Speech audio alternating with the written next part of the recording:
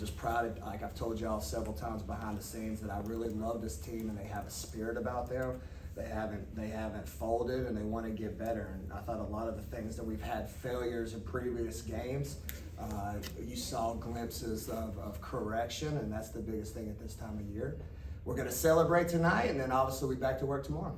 All right, well, before questions start with Robbie. Was asking Jerk about the start of the game and just the importance of that, to come out and get a 14-2 start. It looked like the team had a lot of energy. Was that a real point of emphasis for y'all to come out and kind of hit them in the mouth early and get up on them early like that? Yeah. Our theme for, before I came out to the team was answer the call. All right, because I thought we had a great scout at LSU, but we didn't do anything we worked on for 2 days in our ball screen coverage. And the next thing you know, I think we're down 9-0, 11-0. So I told them, hey, answer the call today when the ball goes up, that for 2 days we've worked unbelievably hard on having a great plan. Stick to it and see if we can't execute. So to your question, it was huge for us to come out, follow the scout, and like I'll tell them, it's funny how things can work out. Jacob, then up to Sam. Second start for Chandler, and she has a really big game. I guess what you think of her performance tonight? Yeah, for me, it's one of the main reasons why she's in the starting lineup. The kid is just tough. We've talked about her Achilles injury and how she's coming back, how I told her to get ready by Christmas because her best basketball is ahead of her. But the points that she got had nothing to do with shots. It was second chance points. And you need that on a team that, everybody can't just shoot the ball. Who's willing to do the little thing? And Chandler does that with not only with toughness, but with a smile on her face. So her 2 offensive rebound and puts back there were huge to help us to get off to a great start. And I'm just really happy the way she's playing right now. Especially, I think tonight we said was career high or tied a career high. Yeah, and she's working hard behind the scenes, and there's no doubt in my mind that her best basketball is still ahead of her. Sam. You mentioned you saw some glimpses of some corrections that were maybe made tonight in some of those good areas. What were just some of those examples that you saw? Yeah, I bragged about this team's ooh-wee and wow moments. I thought getting Debrisha Poe involved in the offense was huge, because a lot of times she'll hit one, but then we lose her for 5 or 6 possessions. And I thought there was that stretch there that we came down the floor and we hit her again on a transition up pass, and then the next thing you know, she helped us get big separation, and there was just a great juice. So that was one. And then just a better job with our stance in the first half. Now the second half, no. But the first half, I thought we had better closeouts. Our hands were up. We didn't leave our feet as much, and those are things that we've been working really hard on behind the scenes. Benjamin. Defensively, how do you evaluate the overall performance? Obviously, Higginbottom was able to get to the line, but they're missing a couple other key players, and everybody else was holding check. Yeah, I thought we did a great job. Obviously, Mike's a great friend of mine, so I don't want to talk about too much of Arkansas, because sometimes in this league you need a break, and he's out 2 starters. So I want to make sure I give credit to them, because obviously that's a team that's been beaten up right now. So, but for the players that did play up, I thought we did great scout report defense. And like you said, Izzy's just a heck of a player. I think in that first half, she had 11 free throws. And then we luckily got some luck there where she fouls out, because again, that kid, I've never seen nothing like it. I mean, she's able to go for 40 every single night. So just credit to her and what she's about. But I thought our ball screen coverage was great. I thought I was able to challenge Near in the second half, and she had some huge blocks. And then about Medina, holy smokes. Not only did she do it once, but she did it twice with that full court steal and layup. It's like, again, I just catch myself sometimes going, holy smokes, that kid's special. I'm just mad she didn't dunk it like Madison. Robbie and then James. Anytime you make these changes in middle season, or whenever you make a lineup change, somebody's got to come out, and the person that came out was Anaya, who's been big for you this year. Yeah.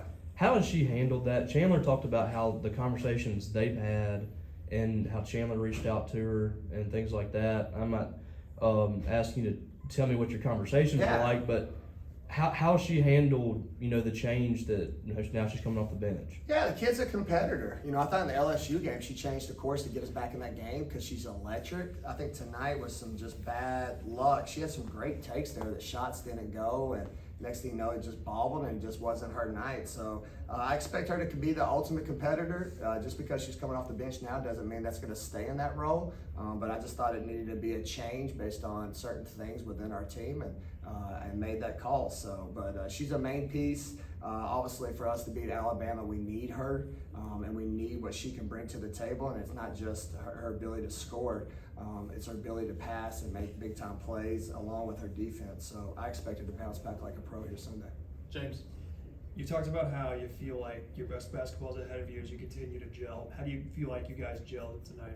Yeah, I just keep referencing that pose situation. I just think that's the gelling that, again, for us to have moments where you could see individuality that like, hey, she's hot, let's get Poe extra shots. That's gelling to me because that's unselfish play, especially on a night where we had a lead, people could have got theirs.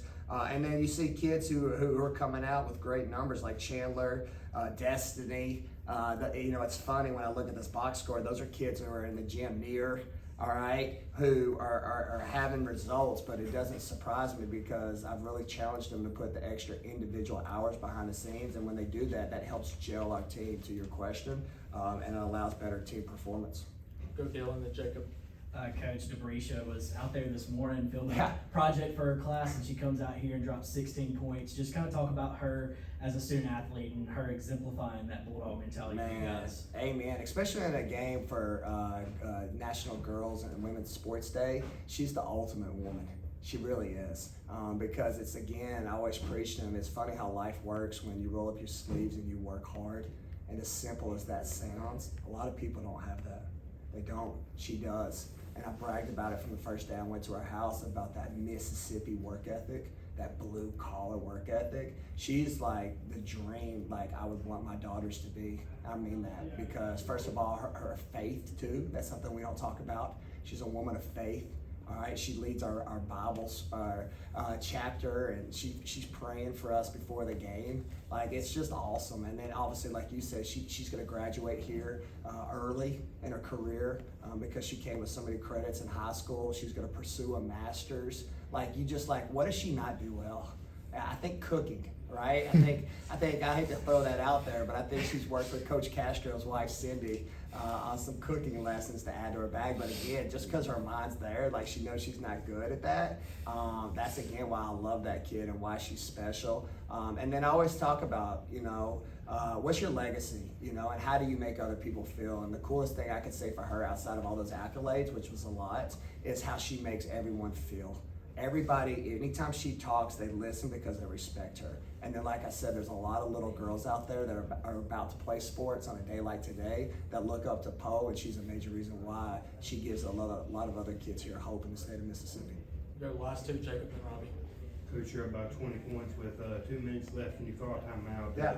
Talk to your team. I guess, what was that conversation about? Yeah, I'm just trying to challenge them. I know what's coming. I don't want to settle. I mean, again, there's a standard, especially our defensive stance. Coach Howard's done a great job of, she's one of my defensive coaches, really trying to just hone in, and she's in my ear too, and I love it. And we're trying to challenge them to be at a whole nother level. Because for us to beat the Alabamas, the Texases, and these top 10s that teams that are coming our way, along with Florida and Texas A&M, we got to be better defensively. So I just thought it was too easy to lay up, and then I didn't like the look on their face. And I told them we got to hold it, we got to own it. Even though you won this game, I'm trying to get a 4-quarter dog mentality that you don't settle for anything. Every possession matters, and if you can get that, then we'll be ready for March. Robbie. Kind of on that point, the big one on Sunday, a big opportunity to build your resume and continue pushing forward to trying to solidify it in the NCAA tournament. What's kind of your early thoughts on Alabama and the challenge that they present? Yeah, a lot of them. Obviously, I have a lot of respect for Christy. I mean, she's a Hall of Fame coach that's won, I think, over 100 games in all 3 schools that she's ever been at. Like, first of all, that's just remarkable because, again, that's this league with a lot of vet coaches. She's a woman of class in the way they run their program. And then we've talked about returned experience, right? They have a lot of great returned experience, and we talk about gelling. Those kids gel, along with adding what I think is one of the top guards in the transfer portal. So with their returned experience, them punching us in the mouth at Tuscaloosa and them having a swag about them. Did they win tonight? Yes. Yes. They did over Florida. Mhm. Yep. They're just 18. rolling. They're playing well. What's that? I think they won by 18. 18. Yeah, they're playing, and if you don't bring it, they can embarrass you. They can put up a lot of points. I think we gave up 8 threes last year to 9, which is still in my head. And then Sarah Barker, is just a beast at the 4. So I can go for days. They've got playmaking and abilities, but again, if I got to play them, there's no better place than to play at home. So I'm urging our fans to come out on a Super Bowl Sunday, and let's try to have a Super Bowl party early before the big one later that night.